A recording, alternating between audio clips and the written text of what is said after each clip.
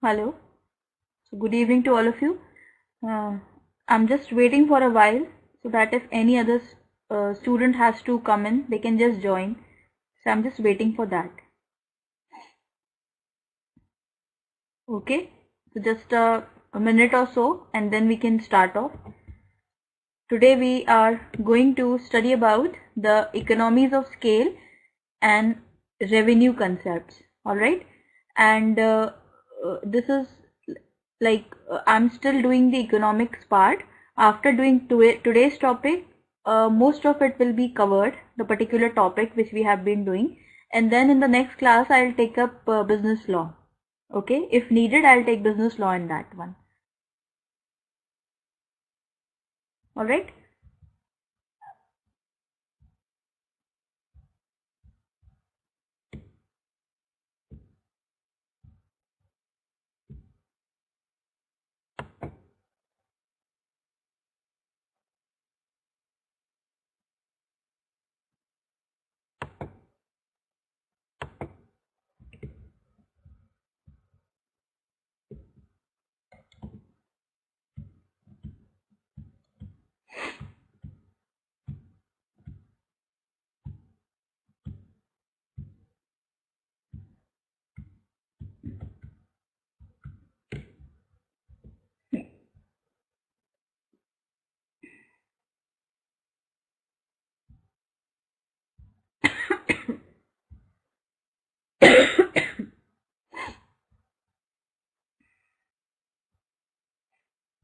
Good evening, Rezi.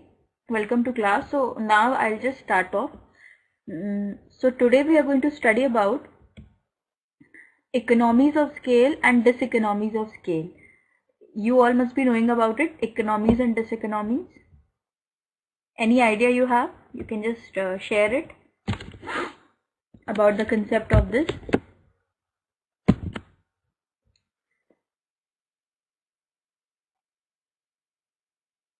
Economies of scale and diseconomies of scale. These are two concepts which are related to a firm, which are considered with regard to a firm. Okay.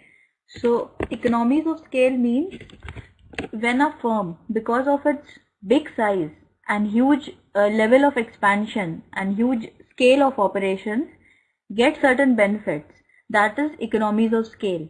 And when because of the same reason it suffers some losses, or like the production cost becomes too high because of the great size of firm, then that is diseconomies of scale. So there is just a hairline margin between the two of these things, economies and diseconomies. So we need to be very cautious when we are actually analyzing this whole thing. Okay, Kelvin, good evening, welcome to class. Prabha, good evening, welcome to class. Monichin, good evening, welcome to class. Maria, good evening and welcome to class. Maria, is this your first class? Akshita, good evening. Yeah, I'm good. I have just started off with the topic. I just waited for a while so that others can join in, and I have just started it. Okay. So today we are discussing about economies of scale and diseconomies of scale. So I have told what are economies of scale, and now we'll see it. Like suppose I'll give one example. Because what is an economy of scale? It is because of the big size of operation, the firm gets certain advantages. Okay, so that is the meaning of economies of scale. Can you see that, all of you? Is it visible to you all what is written on the whiteboard? Suppose the example is like, suppose a firm is into the manufacturing sector. Hi Akshita, good evening. It is into manufacturing of a particular product. Maybe it is into an industry where it is manufacturing a product, and in that production oil is used as the raw material. Not oil exactly, I would say kerosene oil. Kerosene oil is used as the fuel for running the plant of the firm. So in that case, suppose the firm places an order, suppose the firm is initially operating at a scale at which it is manufacturing 100 units per day, 100 units of the finished product. Then 100 units per day. Then the firm is taking kerosene oil, which is the raw material for running the machine, or rather the fuel for running the machine, from the market. Then suppose the firm increases its scale of production, and now the production goes up to 130 units per day. So now more fuel will be needed because the production has gone up. So the firm initially was taking 1 gallon of kerosene in one go, and it was paying 500 rupees for the transportation of that 100 that gallon of oil. Okay, 500 rupees. 500 is the cost of transportation. Okay, now the production has gone up, and now what does the firm do? Instead of taking 1 gallon of kerosene oil, it is taking 1.5 gallon of kerosene. Okay, so 1.5 gallon is now the new intake of the firm. And so what do you think? Will it has to pay more for the transportation, or same price it will pay for transportation? Same 500? Yeah, same 500 it will be paying, whether it will take 1 gallon, 2 gallon or 1.5, whatever. So now the firm is taking more input, but the cost of transportation is the same. So when we will calculate the cost of the final product of the firm, per unit cost of the product, the final product, then there will be an advantage to the firm. Previously, suppose 500 was the cost of transportation, which was divided into 100 units. So 500 upon 100.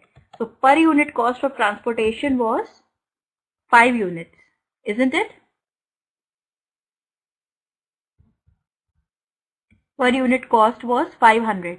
Now the firm is manufacturing 130 units. So now this 500 will be divided by 130. So what will be the per unit cost? Will it be more than 5 or less than 5?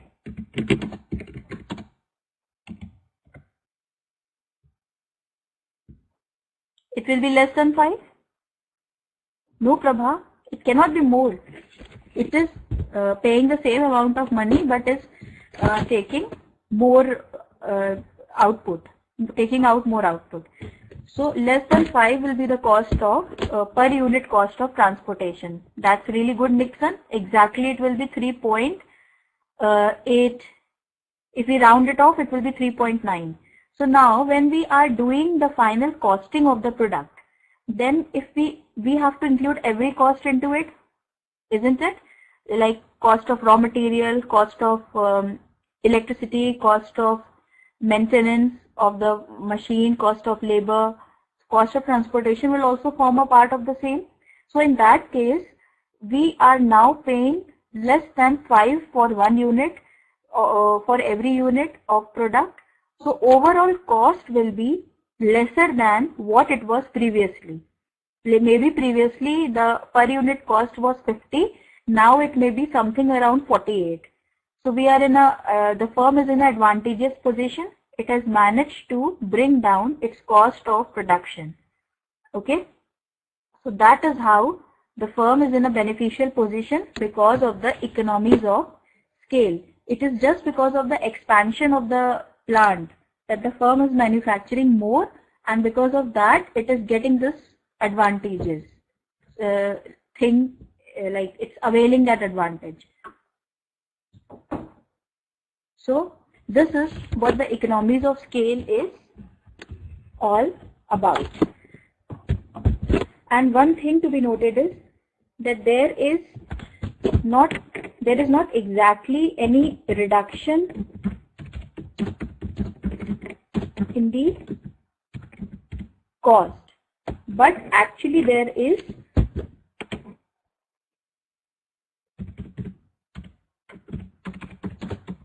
reduction in overall costing of the firm. The per unit cost may not go down, but the overall costing will be of lesser value for the firm. So this is the meaning of the economies of scale. Because of our large scale of operation, we are availing certain advantages and benefits. So now we'll go to the slide and the concept will become more clear. So economies of scale are the cost advantages that a business obtains due to expansion. So when economists are talking about economies of scale, they are usually talking about the internal economies of scale. Now it is divided into two categories, internal and external. Internal is when it is related to a particular firm, or I can say when the firm makes certain changes in its own operations, it is able to get the advantages. And external economy is when there are some changes in the industry. Industry means the group of firms. The industry is making certain changes due to which the firms are having an advantage. So that is external economy, economies of scale. Did you understand, everybody, so far?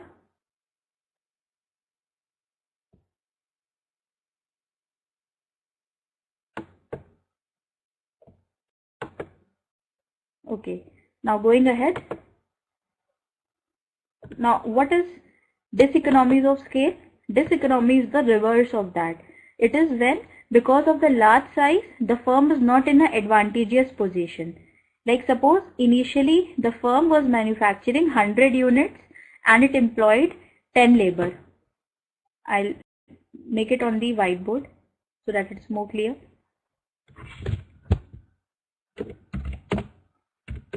100 units and 10 labor. Okay. Now the firm increases its scale of production and now it is manufacturing 110 units and now the labor has gone to 13. So yes, Rezi, that's demerit exactly. So we are getting an additional advantage of 10 units only and we are paying extra to the 3 labor. 3 labors we are paying extra. Instead of 10 we are paying to 13. So that we have to consider whether this is worthy or not. Getting an increase of 10 units and paying to the 3 extra labors. We will compare it to, we will compare these two, and if we get a satisfied result, only then we will go ahead. So now suppose initially the cost of production for 1 unit with 100 units and 10 labor, the cost of production for 1 unit was 10 rupees. Okay. Now because of this 13 labor and 110 units, the cost of production goes up to 10.75. So this is not a win-win situation for the firm.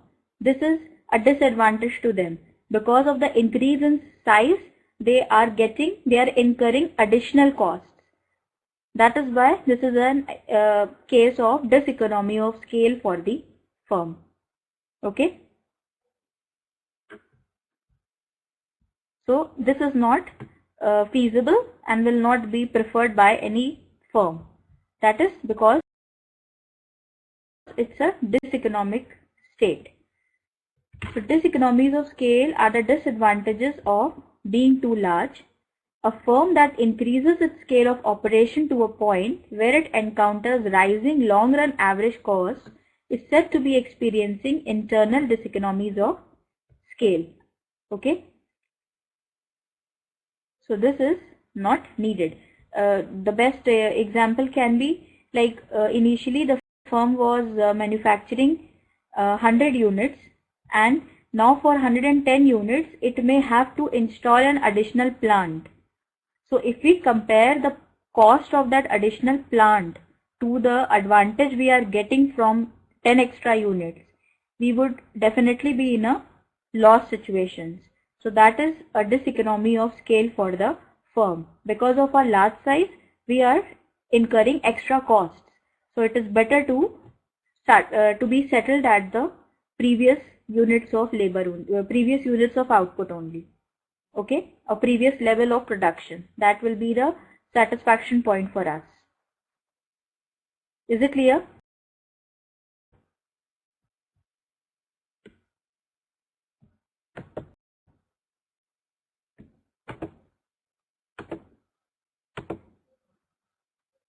There are internal and external economies and internal and external diseconomies. Okay, internal, as the name suggests.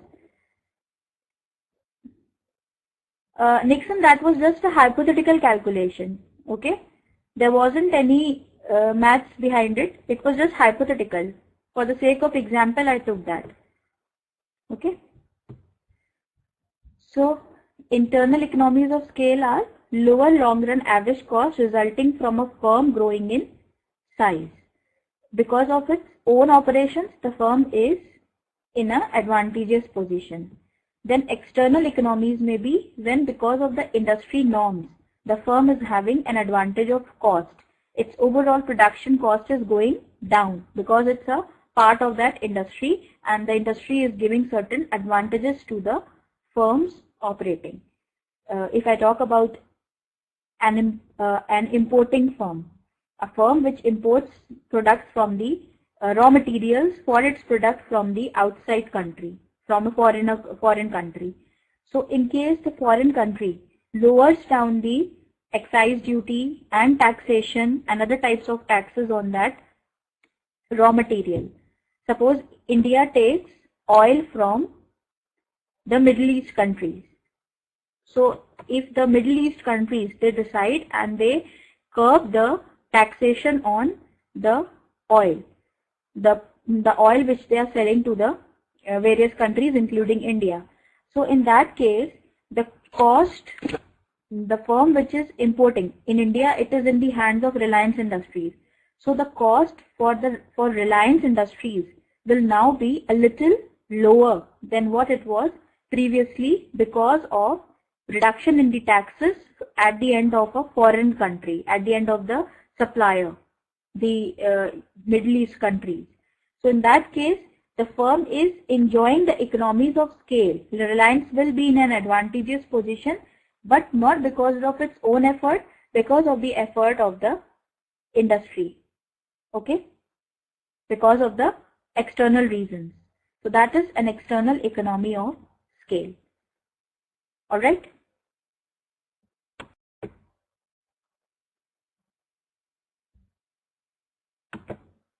Now comes internal and external diseconomies of scale. So now what is this internal diseconomy of scale? It is when, because of its own operations, the per unit or the average cost for the firm goes up. That is internal. And when it is due to external sources, then it is an external diseconomy of scale. External diseconomy, the example will be the same. Suppose the firm is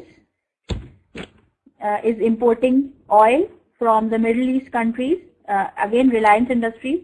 Now the Middle East countries, they increase the taxation on the excise duty on the oil. Then what will happen for the Reliance Industries? The oil will become expensive, it will become costlier, and it will be available to the public at a higher price. So because of the external reasons, now the average cost has gone up. So this is an example of external diseconomy of scale. So far the things are clear, everybody? Economies and diseconomies, external, internal. Any doubts, anyone?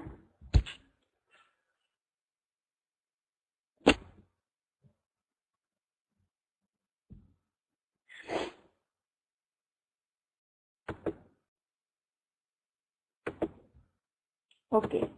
Now, the internal economies are not confined only to the production. A firm can enjoy economies in the various sectors, in the various departments which it has set in its in its own whole perspective. Suppose if I talk about buying economies, what does that mean? If a firm is operating on a large scale, if it has increased its scale of production, so it will be getting certain advantages in buying the raw material. It may be getting discounts. So that discount is because of the large scale of operation, because of the huge volume of production which it has now undertaken. And that is an example of buying economy. Because of that discount, the average cost is going down. The firm is enjoying the economies of scale. Okay. There are similar types. We'll discuss each of them in detail.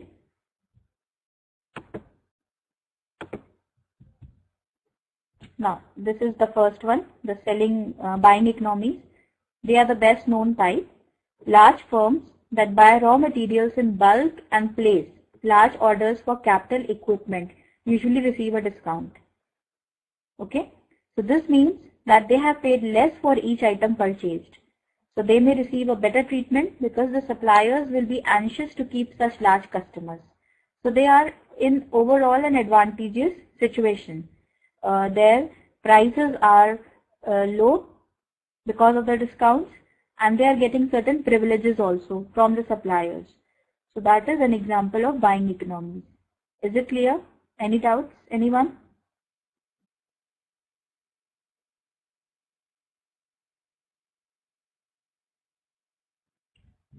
Okay.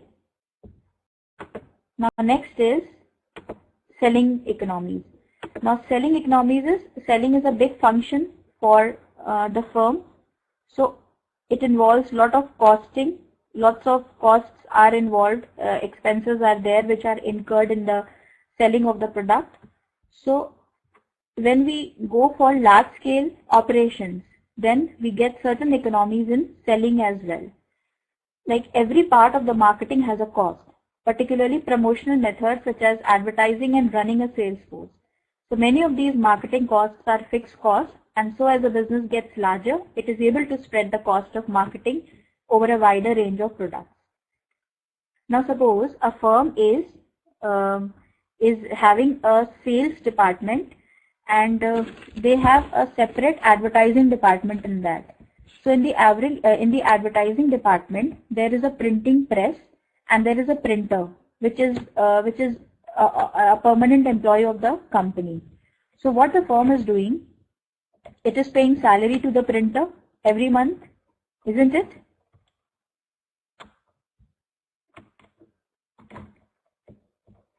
So whether we ask the printer to manufacture to print 10 brochures or 20 brochures, we will be paying a fixed amount to him, his fixed salary. So it is better that we get 20 brochures printed from him, so that the average cost will be low for the firm. The average selling cost may go down, isn't it? So the average marketing cost will be lower and the firm will be in a economical situation. It will enjoy the economies of scale. Is it clear?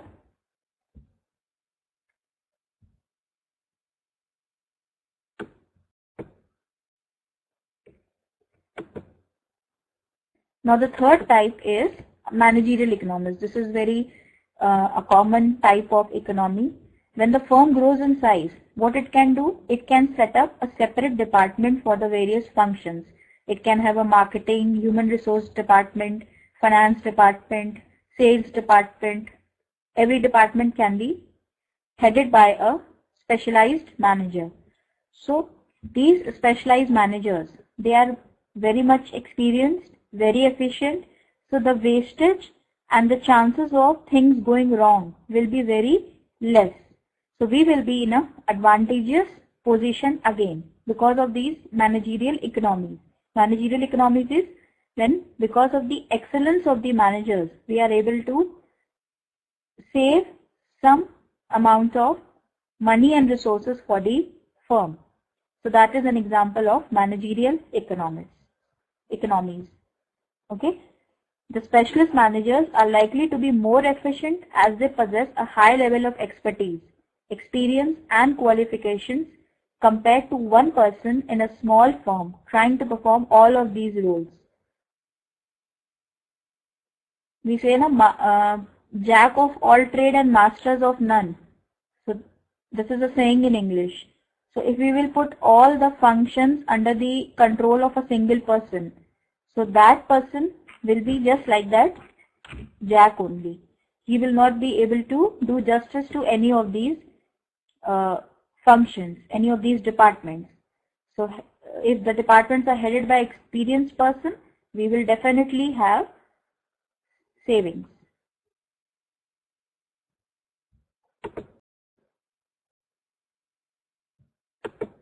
Now next is financial economies. You understand financial economies? Anyone has any idea? What are those?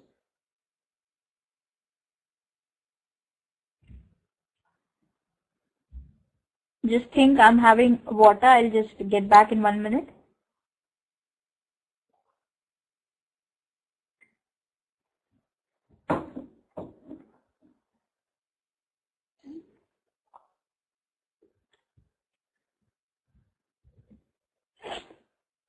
Okay, so what are these financial economies? Suppose a firm is operating, and if it's a firm which is which has got a huge setup, so definitely such a business will be recognized in the market. Its credit worthiness will be more. It will enjoy a goodwill in the market. So when you have a goodwill, it will be easy for the firm to raise money from the market. Now there are suppose two companies. One is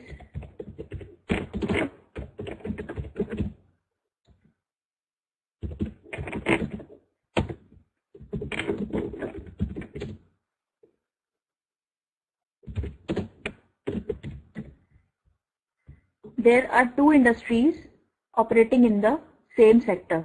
One is Reliance and one is Mehta and Company. So the goodwill of Reliance Industries is more or Mehta and Company is more? Whose credit worthiness is more?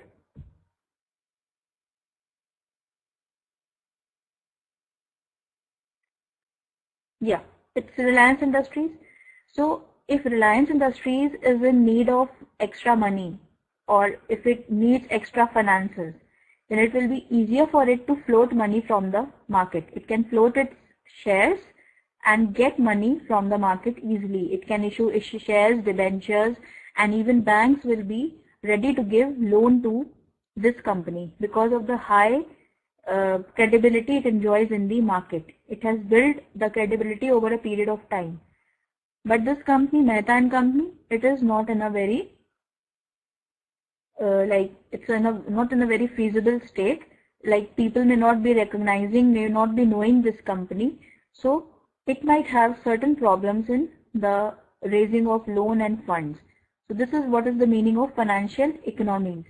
The money can be raised, or the finance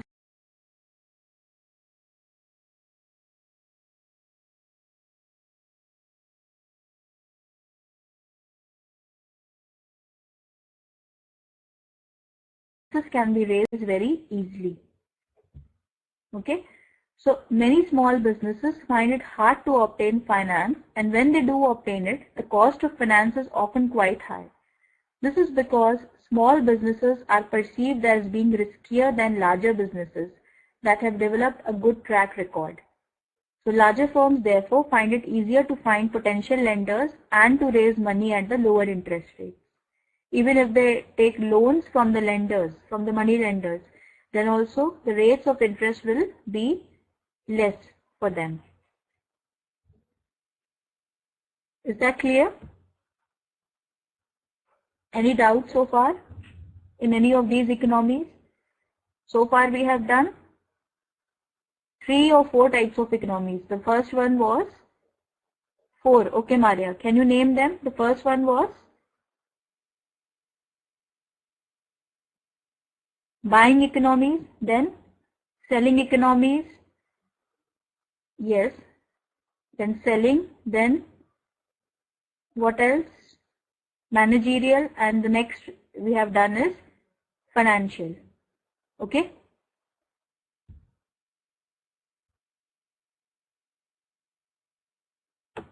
Okay. So now we come to the next one, that is technical. So technical economies, businesses with large scale production can use more advanced machinery or use existing machinery more efficiently. So this may include using mass production techniques, which are a more efficient form of production. A larger firm can also afford to invest more in research and development.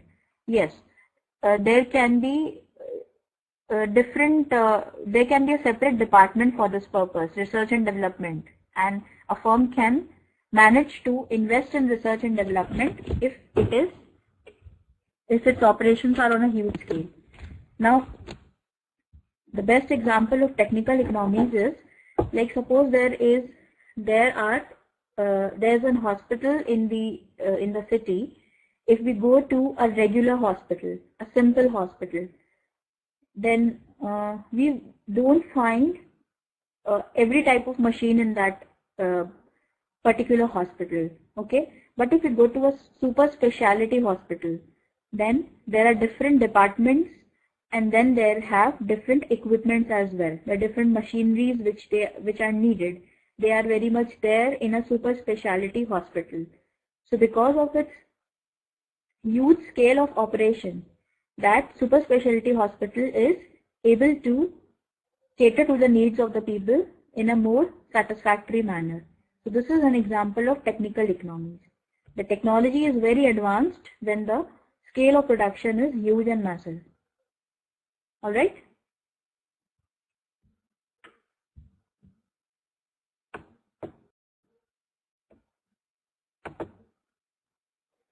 Now, same with research and development.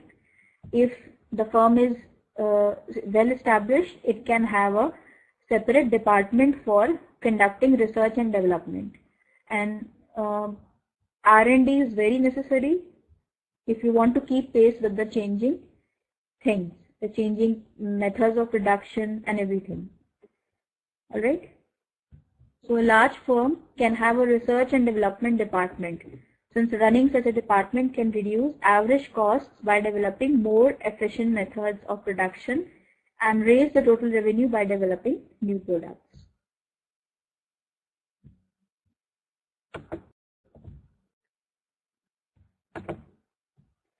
Now, what is this risk-bearing economy?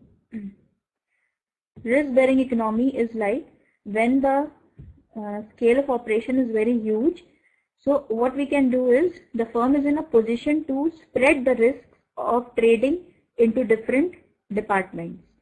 So if the profitability of one product falls down, it can easily shift its resources to the more profitable product, and it can make good the loss it suffers on account of one particular department. Now, one best example of this one is Bata. You all know about Bata company?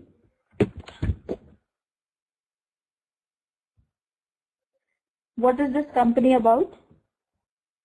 Shoes. Okay. Yes, it's into the manufacturing of footwear, isn't it? Shoes, slippers, everything. And over the years, this company has become a huge brand, a huge company. Its scale of operation has gone up to great height. And now what they are doing, they have diversified their production. Now they are also manufacturing handbags, belts, polish, and what else? They even market socks now. Isn't it? They are now selling accessories as well. Fashion accessories.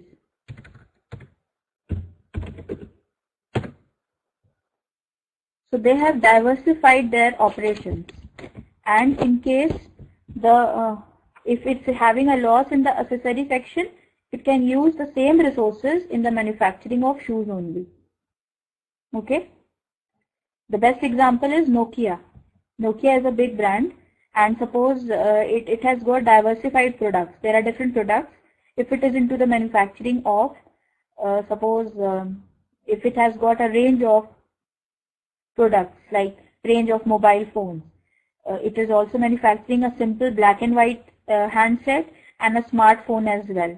So if there are losses in the manufacturing of black and white set, it can use the same resources for the manufacturing of smartphone, because smartphone may be the highest selling product of the company. So it can make good its loss. So risk is distributed over a period, over a like line of products. Now this is a fact that growing beyond a certain output can cause a firm's average cost to rise. This is because the firm may encounter a number of problems, including the difficulties. What are those difficulties? First is controlling of the firm. There are communication problems, and the industrial relations are also very poor. So all this results in the internal diseconomies of scale. If the scale of operation is too big, then controlling the firm is difficult. More number of people involved, more will be the communication failures, and industrial relations will be not very good, not very favorable. There may be strikes, lockouts, groupism. So all that will hamper the smooth functioning of the firm. Okay.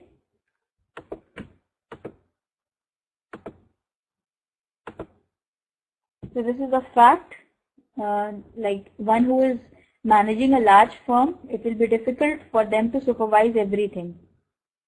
Alright. Then management becomes more complex and meetings are necessary quite often. And because of those meetings, the administrative costs may go up and makes the firm slower in responding to changes in the marketing conditions. Since many people are involved, so what will happen is that the decision-making process will be slowed down. It will be delayed because of the chain of hierarchy and everything.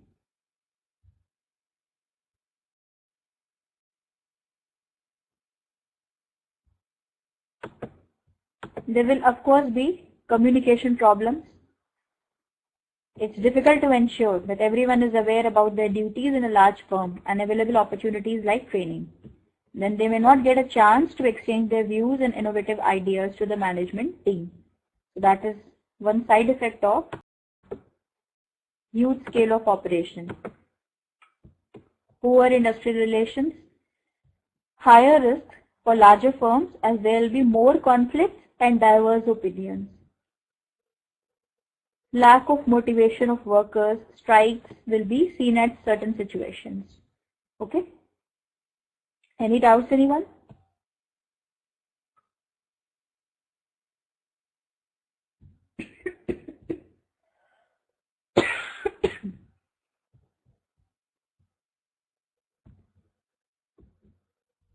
Numan, you have any doubt?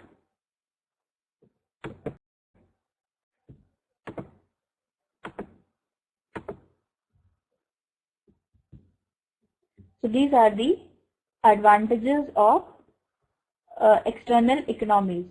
The labor workforce is very skilled. The reputation of the firm is high and good. Then specialist suppliers of raw materials and capital goods.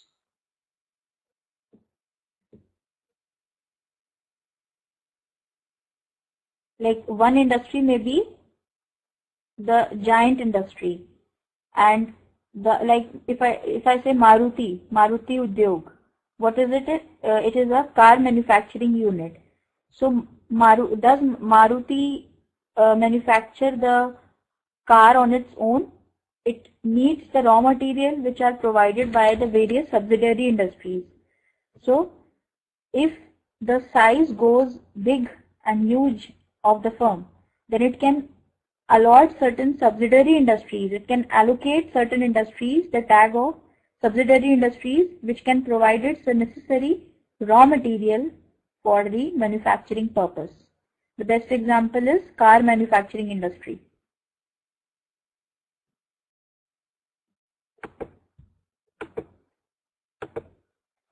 Then there are specialist services. Universities and colleges may run courses for the workers. Markets are also specialized.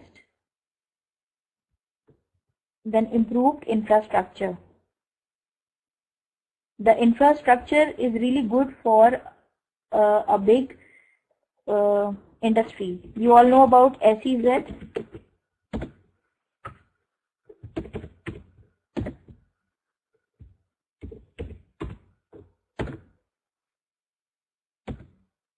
Or FEZ.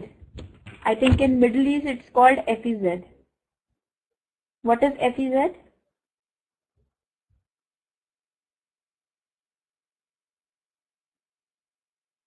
Free zone. Yes, it's free economic zone. So when a plant is set up in the free economic zone, so what happens? Certain advantages are given to the firm which is operating over there.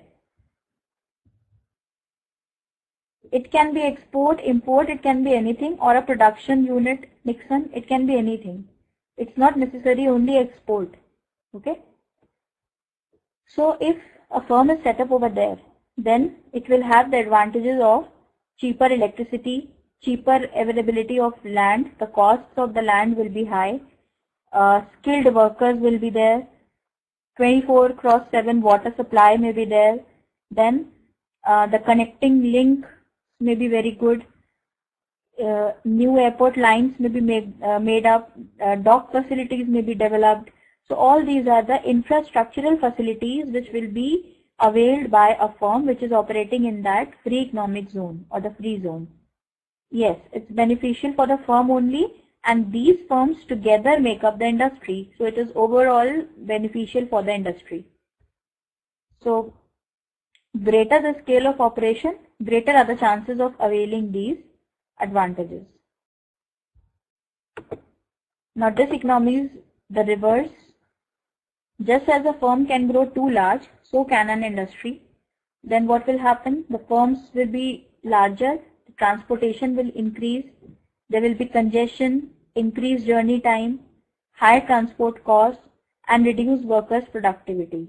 So all this will add to the cost of the firm, or the average cost will be higher in such a case.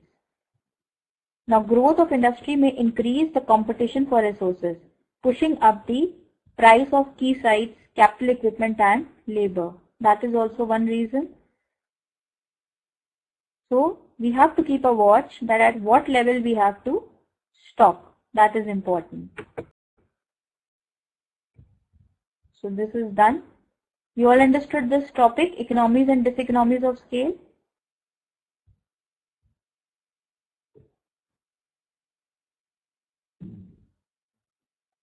Okay. So can we go to the next one?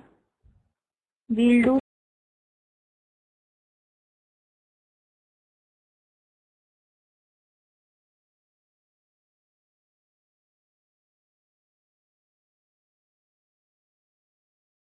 some part of this topic today, and the remaining we can do in the next class. So the next thing that we will be study about is revenue. Everyone understands the meaning of revenue? Revenue means the income, the inflow of cash which is coming to us.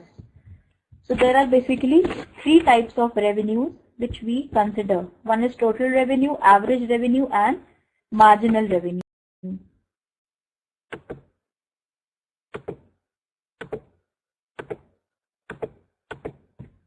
this is very simple. So total amount of money value received by a firm or an industry by selling the goods and services is known as the revenue. So if a firm is producing 100 units of commodity and it's selling 20 per day, at 20 per day, it's getting 2000 per day. This is simple mathematics. So revenue can be classified into three categories. It may be total revenue, average revenue, or marginal revenue. Okay. It's very simple. Total revenue means the total sale proceeds, and it is derived by multiplying the cost of one unit with the number of units sold. Then revenue, average revenue per unit cost, and marginal revenue. The word marginal means addition to the total, which we have discussed in our previous classes. So marginal revenue also means the same, addition to the total revenue because of the sale of one extra unit. Okay. Like from the 9th to the 10th unit, we were selling 9, now we are selling 10 units. So from the revenue generated by that 10th unit will be the marginal revenue.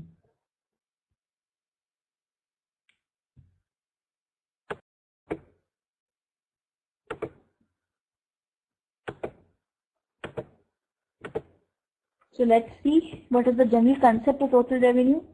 You can just read it, it's simple to understand.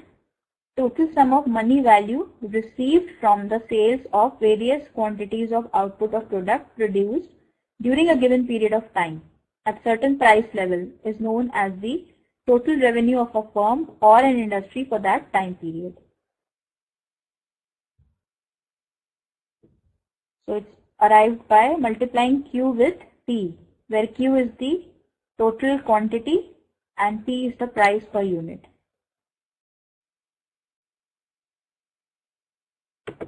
Now what is this average revenue? As we do in mathematics, to get the average, what we do? We divide the total by the number of quantity. So similarly, total revenue divided by the quantity sold is average revenue. So marginal revenue is the money received from the sale of additional unit. Total revenue of n units minus total revenue of n minus 1 units. Clear? The formulas are clear, everybody?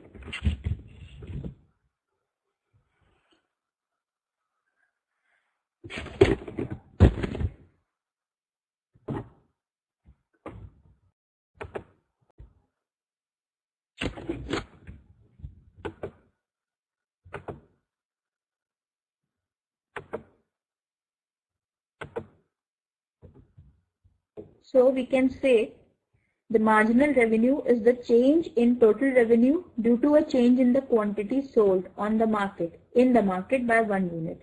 So we can calculate it with this only, change in total revenue upon change in the quantity sold.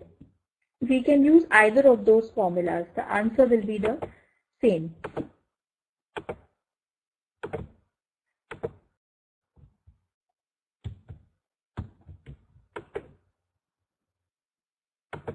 So when we talk about a normal market, what we mean is a perfect competition market. What is a perfect competition market?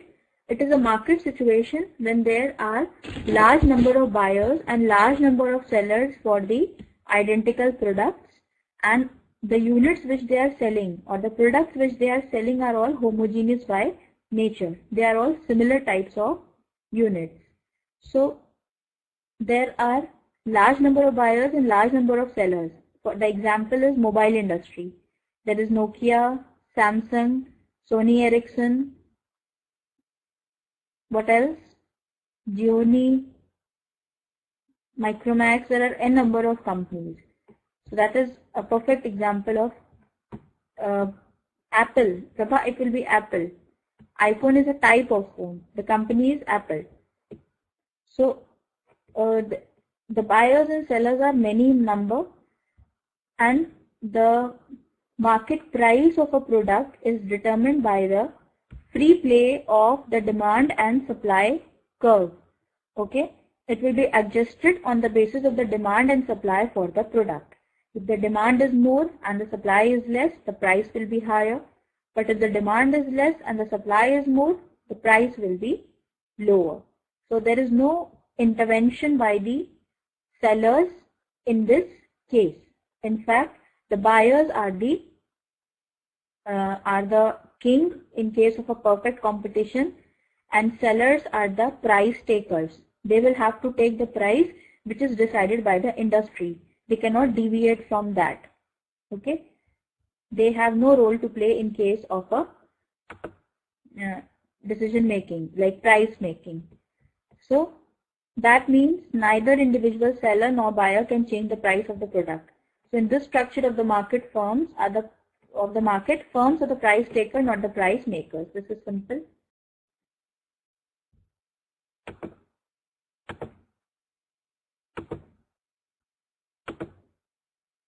So this is what I told you. The price is determined by the market. That is the intersection of market demand and market supply curves. Now, based on this, we are going to study about the different types of costs. So we have already discussed what is total revenue. The total sales proceeds of a firm. That is the total sales revenue. So this is the formula for that. Over here it's P dash. That means the market price which is constant per unit price. So total revenue increases at the same rate because every additional unit of the commodity is sold at the same price. So in this type of market, firms are price taker, not price makers. Let us go to the graph and table. So this is a graph, table. So you can see for 1 unit, per unit price is 10. So total revenue is 10. For this 20, then 30, then 40, then 50. It is simply the per unit price into the units sold. This is simple mathematics. So it's continuously increasing. It is continuously increasing at the rate of 10 per unit.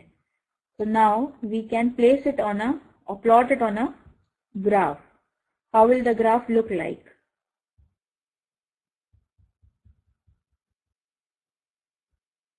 It's simple. It will be an upward sloping curve. For 1 unit it's 10, 20, then 3 units 30, 4 units 40, 5 units 50.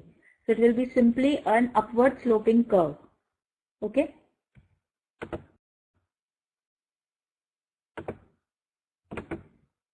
The total revenue is clear to everybody?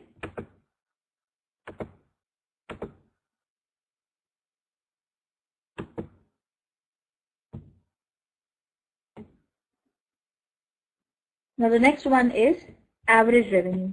Now what is this average revenue? It is simply the per unit price of that product. Okay. So we can calculate it in this manner. It can be total revenue divided by the number of quantity, or it can be, how do we get this total revenue? It is P into Q. So this Q and Q is going to cancel each other. What is left is P. So average revenue can also be defined as the per unit price of the product. This calculation is clear. This Q and Q will cancel each other. And this P into Q is a breakup of this total revenue. Total revenue is the price of 1 unit into the number of units sold. So we calculate that average revenue is equal to the price of 1 unit. Alright.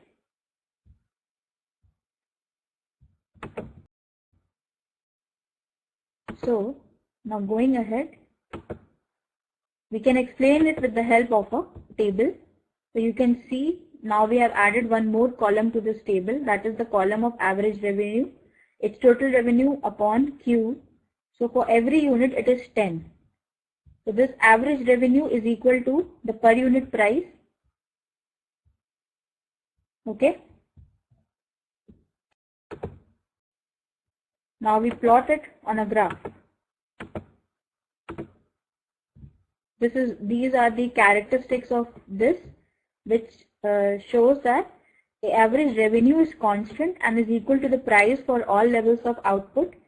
It is in the following figure. Average revenue curve is found by plotting the combination of points.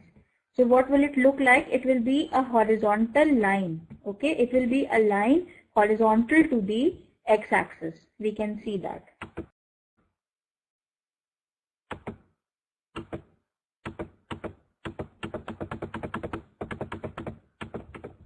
Can you see that? For every unit it is 10. So this is the average revenue curve. It is a simple horizontal line, a line parallel to the x-axis. Okay. So now the class is about to be over. So I'm going to stop over here. And I think you have another class after this. Otherwise I may have extended. But you can just carry on with other class. I'll stop at this point. So we are done with economies and diseconomies of scale and total revenue and average revenue. Okay. In the next class, we will be discussing about marginal revenue. It is very simple. Okay. So we can discuss that in the next class. I hope the concepts are clear to you all. Thanks for your time, everyone. And do take good care of yourself and please fill the feedback form which you'll be getting at the end. Okay. Thank you. Good night, everyone. Take care. Enjoy your week ahead. Okay, bye. Take care. Do fill the feedback form, please.